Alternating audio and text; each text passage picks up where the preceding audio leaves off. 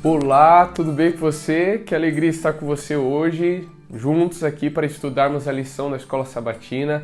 Chegamos à lição de quarta-feira que fala sobre um chamado ao compromisso. Eu quero ler o texto que se encontra em Mateus, capítulo 16, versículo 18, que diz assim: Também eu te digo que tu és Pedro, e sobre esta pedra edificarei a minha igreja, e as portas do inferno não prevalecerão contra ela. Jesus está falando com Pedro e Jesus diz: olha, você é Pedro. Mas então Jesus diz sobre esta pedra. Jesus está falando sobre ele mesmo para descrever que a igreja está baseada sobre uma rocha inabalável, a rocha que é o próprio Jesus. E ele diz então que as portas do inferno não prevalecerão sobre a sua igreja. Amém? Quando nós vamos a Apocalipse, Apocalipse é a última mensagem de advertência ao mundo. Ali nós encontramos Deus apresentando a queda da grande meretriz. Ali também encontramos a mensagem de misericórdia de Deus para todos nós. E quando nós vamos a Apocalipse 17, a Bíblia descreve ali no versículo 14, o versículo dessa semana, o nosso texto para memorizar, que o Cordeiro será vitorioso no final da história. E não apenas ele, mas aqueles que permanecerem fiéis, aqueles que se colocarem ao lado do Cordeiro. Quando nós vamos à antiga Babilônia, a Bíblia vai descrever para nós, lá no capítulo 3 de Daniel, que o rei ele fez uma grande estátua e ele exigiu adoração. Os amigos de Daniel, eles são descritos como permanecendo fiéis nesse momento da história.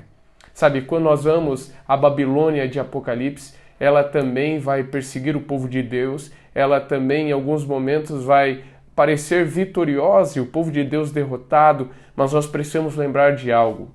Essa Babilônia exigirá também a adoração.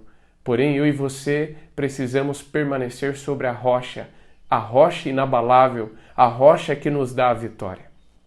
Quando nós vamos a alguns pontífices romanos, como por exemplo o Papa Leão XIII, ele diz o seguinte: nós ocupamos neste mundo o lugar de Deus, o Todo-Poderoso.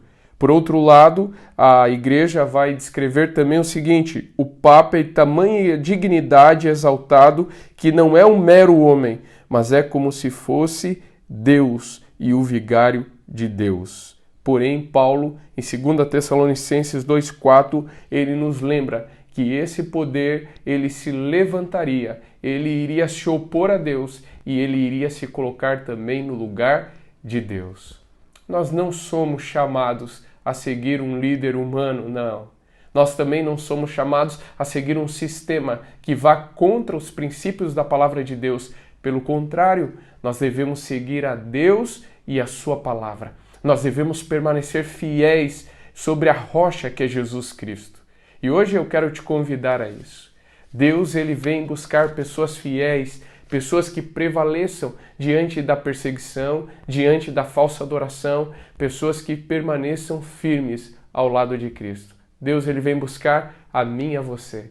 Não siga tradições, não siga seres humanos, mas siga a palavra de Deus. Faça parte da igreja de Deus, guarde os mandamentos de Deus e ande segundo a vontade de Deus. E tenha uma certeza, o Cordeiro, ele vencerá.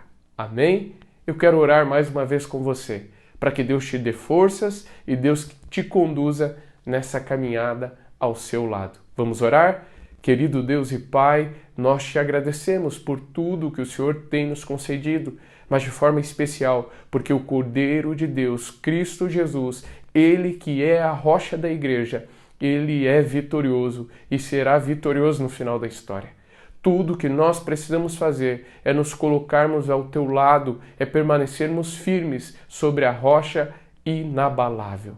Que o Senhor nos abençoe, que o Senhor nos conduza no dia de hoje e que o Senhor continue nos dando força e sabedoria para permanecermos firmes diante da tua presença.